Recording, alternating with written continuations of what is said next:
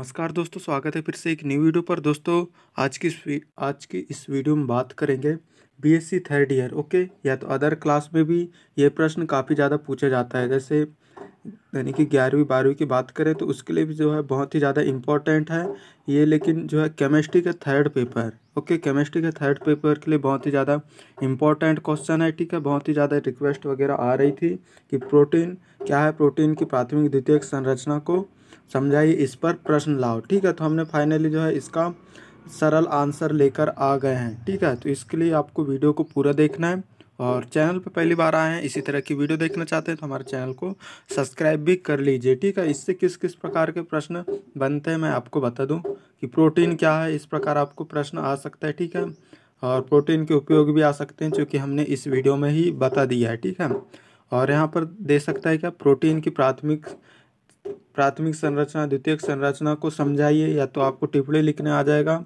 कि ऐसा कि प्रोटीन क्या है, प्रोटीन की प्राथमिक संरचना को समझाइए, या तृतीयक संरचना पर टिप्पणी लिखिए, द्वितीयक संरचना पर टिप्पणी लिखिए। इस प्रकार के प्रश्न बनते हैं। ठीक है, वीडियो को पूरा देखिएगा तभी आपको समझ में आएगा। आप स्किप करते हैं आपको फिर समझ में नहीं आता। ठीक है, भले ही कोई भी एक वीडियो देखो लेकिन जो है पूरा देखो तभी समझ में आता है, भले ही वो किसी की भी वीडियो हो रहा है। ठीक है, तो चलिए वीडियो स्टार्ट करते हैं। आप लाइक सब्सक्राइब वगैरह कर लीजिए जब तक की। ठीक है, तो हम यहाँ पर सरल आंसर लेकर आए हैं। ठीक है, यानी कि सरल शब्दों में अगर आप पुस्तक से या कहीं से पढ़ते हैं तो काफ़ी कठिन लगेगा। ठीक है, और यहाँ पर प्रोटीन, सबसे पहले प्रोटीन देख लेते हैं। प्रोटीन प्रोटियोस या प्रोटोस शब्द से बना है जिसका अर्थ लेना, अर्थात जीवों की प्राथमिक आवश्यकता प्रोटीन है। प्रोटीन उच्च अणुभार वाले नाइट्रोजन युक्त जटिल कार्बनिक यौगिक हैं जो वनस्पति तथा जंतु दोनों में प्रचुर मात्रा में पाए जाते हैं, और जंतु का शरीर का लगभग 19% भाग जो है प्रोटीन का बना होता है। ठीक है, क्वालिटी फ्रेंड आपको जो है ऊपर से बड़ा लेना है ताकि आपको पूरा क्लियरली यहाँ पर दिखे। ठीक है, क्वालिटी प्लीज़ ऊपर से बड़ा लीजिएगा। ठीक है, और हमारा टेलीग्राम चैनल को अभी तक की ज्वाइन नहीं किया तो प्लीज़ ज्वाइन कर लीजिएगा, क्योंकि यहाँ पर जो भी वीडियो डालते हैं उसकी PDF आ जाती है। ठीक है, आज का लाइक का एम है 50 लाइक। ठीक है, 50 लाइक इस वीडियो में हम देखना चाहते हैं। तो चलिए अब मेन टॉपिक पर आ जाते हैं। प्रोटीन की प्राथमिक संरचना। प्रोटीन की प्राथमिक संरचना फ्रेंड इस प्रकार भी आ जाती है कि प्रोटीन यानी कि प्रोटीन की प्राथमिक संरचना पर टिप्पणी लिखिए। ठीक है, इस प्रकार प्रश्न पूछ लेते हैं। फिर से हम एक बार प्रोटीन की परिभाषा आपको ऐसे बन जाएगी। ठीक है, काफ़ी सरल है और आप वीडियो को रोक कर आप जो है पढ़ सकते हैं। ठीक है, क्वालिटी बढ़ाकर। यहाँ पर प्रोटीन की प्राथमिक संरचना की बात कर लेते हैं। ठीक है, प्रोटीन की प्राथमिक संरचना किसी प्रोटीन के पॉलीपेप्टाइड में एमिनो अम्ल के जुड़ने की एक विशिष्ट क्रम प्रोटीन की प्राथमिक संरचना कहलाती है। ठीक है, अर्थात प्रोटीन की सहसंयोजित संरचना प्राथमिक संरचना कहलाती है। प्रोटीन पेप्टाइड से बनते हैं। ठीक है, प्रोटीन वगैरह जो है पेप्टाइड से बनते हैं और पेप्टाइड जो है एमिनो अम्ल से बनते हैं। ठीक है, यानी कि एक दूसरे से ये बनते हैं। ठीक है, अब यहाँ पर बात कर लेते हैं। ठीक है, कि क्या है ये, जैसा आप यहाँ पर देख रहे हैं ये एमीन है। ठीक है, एमिनो अम्ल है। ठीक है, ए डिब्बे में ये एमिनो अम्ल है। ठीक है, और इसके बंध जो है पेप्टाइड बंध बना हुआ है। ठीक है, ये जो है पेप्टाइड बंध कहलाते हैं ये सभी। ठीक है, जो यानी कि एमिनो अम्ल के बीच में पेप्टाइड बंध बनता है। ठीक है, इसी कारण जो है प्रोटीन का निर्माण होता है।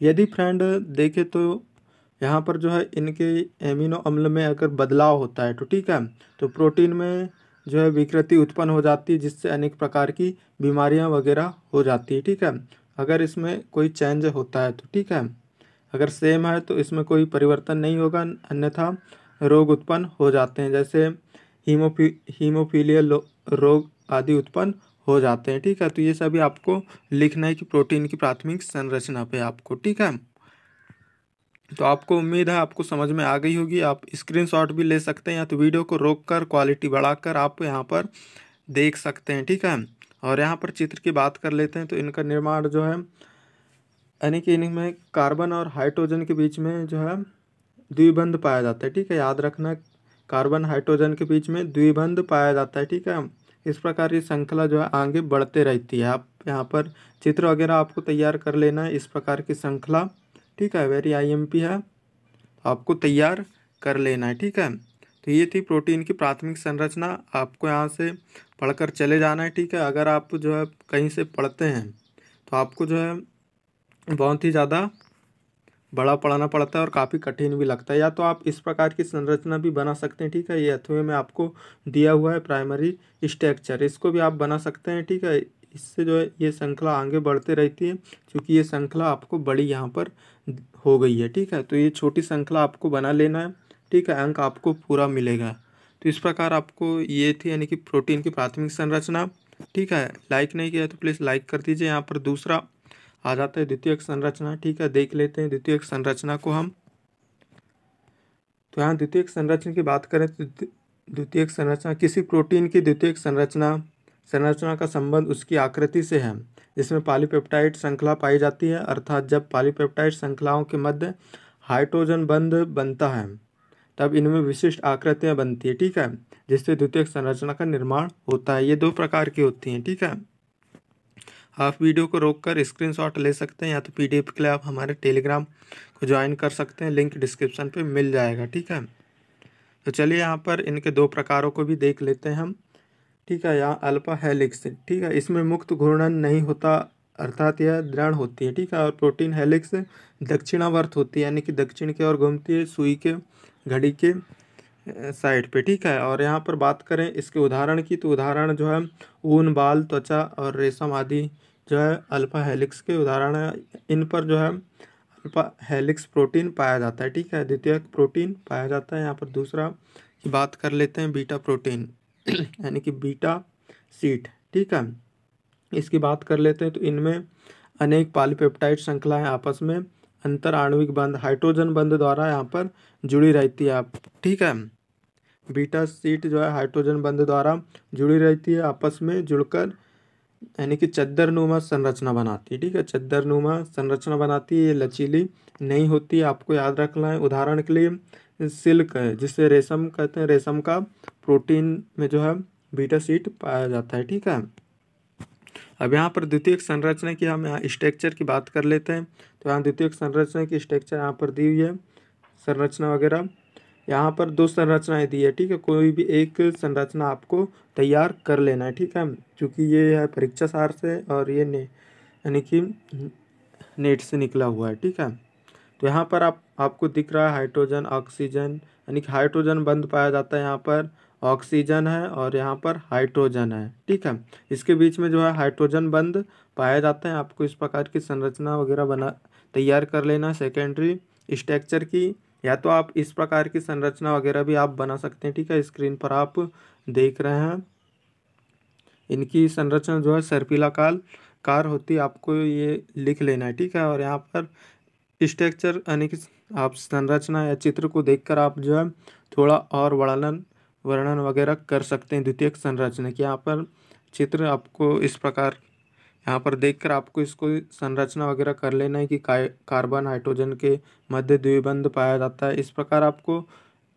इसकी संरचना का वर्णन कर लेना है। ठीक है, इसकी संरचना आगे बढ़ते जाती है। ठीक है, यहाँ ये थी इस प्रकार द्वितीयक संरचना। ठीक है,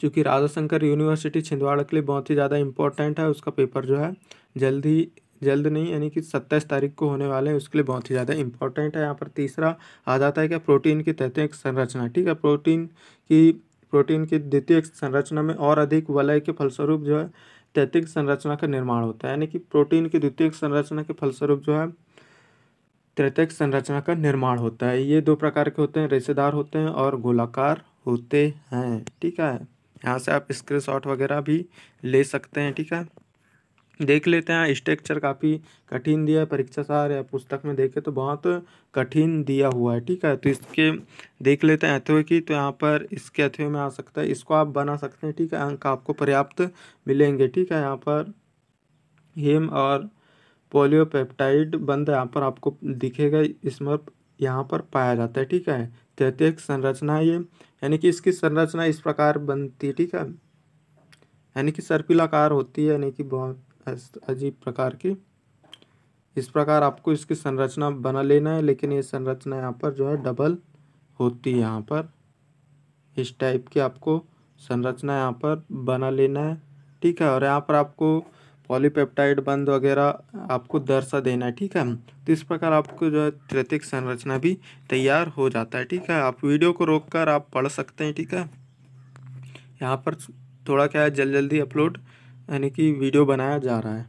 तो यहाँ पर चतुष्क संरचना भी यहाँ पर देख लेते हैं साथ साथ। जब बहुत से तृतीयक संरचना आपस में जुड़कर वृत्त त्रिविम संरचना बनाते हैं तो वह प्रोटीन की चतुष्क संरचना कहलाती है, जैसे हीमोग्लोबिन, ठीक है। हीमोग्लोबिन की संरचना जो है चतुष्क संरचना होती है। इसकी संरचना फ्रेंड काफ़ी आड़ी मूड़ी वगैरह होती है, इस प्रकार काफ़ी घुमावदार होती है मतलब इसकी संरचना, ठीक है। तो चतुष्क संरचना बहुत ही कम पूछा जाता है, तो जो है पूछा भी नहीं जाता, लेकिन आपको जो है यहाँ पर करा दे रहे हैं। मान लो धोखे से आ गया तो आप कुछ ना कुछ तो यहाँ पर लिख सकते हैं, ठीक है। वीडियो को रोककर आप पढ़ लीजिएगा। यहाँ पर साथ में उपयोग भी पढ़ लेते हैं, ठीक है। उपयोग क्या है, भोजन के आवश्यक घटक यानी कि प्रोटीन जीवधारियों के आवश्यक घटक हैं जो मांस, मछली, अंडा, दूध, पनीर से आदि से प्राप्त होते हैं, ठीक है। आपको उपयोग वगैरह तो पता ही होगा, ठीक है।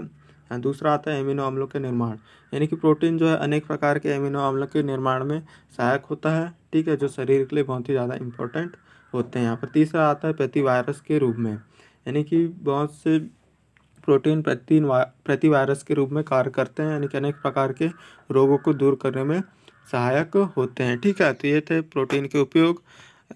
उम्मीद है आपको जो है प्राथमिक, द्वितीयक, तृतीयक संरचना आपको समझ में आई होगी। समझ में आई होगी तो वीडियो को कीजिए लाइक, चैनल पर पहली बार आए तो प्लीज़ कर दीजिए सब्सक्राइब, क्योंकि मैं इसी तरह की वीडियो लाते रहता हूं। और कल राजा शंकर यूनिवर्सिटी छिंदवाड़ा का पेपर है, उसके लिए सभी को बेस्ट ऑफ लक, ठीक है। केमिस्ट्री के 3rd पेपर के लिए, ठीक है। तो आप तैयारी अच्छे से कर लीजिएगा। और काफ़ी प्रश्न हमारे चैनल पर भी अपलोड हैं, ठीक है। कार्बोहाइड्रेट क्या है, डीएनए आरएनए में अंतर, ये सभी प्रश्न हमारे चैनल पे अपलोड हैं, तो प्लीज़ हमारे चैनल को भी एक बार जाकर देख लीजिएगा। इम्पोर्टेंट क्वेश्चन सब चीज़ यहाँ पर हमारे चैनल पर अपलोड हैं। और सब्सक्राइब करना ना भूलिएगा, क्योंकि यहाँ पर जो है आपको यानी कि पेपर के बाद रिजल्ट के अपडेट वगैरह आपको देखने को मिलेंगे, ठीक है। तो सब्सक्राइब कर लीजिएगा। बाकी मिलते हैं अगली वीडियो पर। Thanks for watching, bye.